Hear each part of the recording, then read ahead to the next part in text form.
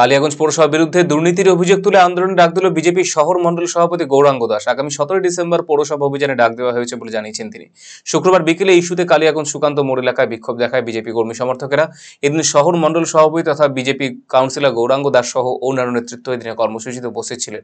উল্লেখ্য, কালিয়াগঞ্জ পৌরসভা বিভিন্ন দুর্নীতির অভিযোগ তুলে গত বুধবার সাংবাদিক সম্মেলন করে বিজেপি কাউন্সিলর গৌরাঙ্গ দাস।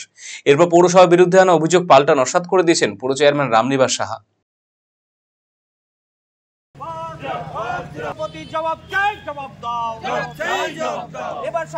আজকে বিক্ষোভ করলাম কালিয়াগঞ্জ মিউনিসিপালিটির বিভিন্ন দুর্নীতি থেকে শুরু করে আরো অন্যান্য বিষয়, ট্যাক্স থেকে শুরু করে মানুষের যে পরিষেবা, এই পরিষেবা যেভাবে সমস্ত কিছু সিস্টেম ভেঙে পড়েছে তার বিরুদ্ধে, এবং গতকাল আমাদের পৌরপতি যে স্টেটমেন্ট দিয়েছে তার বিরুদ্ধে আমরা আজকে বিক্ষোভ করলাম।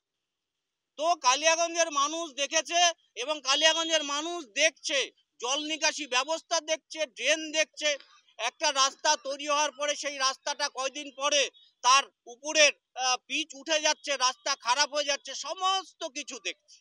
আগামী 17 তারিখ কালিয়াগঞ্জ মিউনিসিপালিটি, কালিয়াগঞ্জের সমস্ত মানুষ উপস্থিত হতে যাচ্ছে, এর জবাব চাই।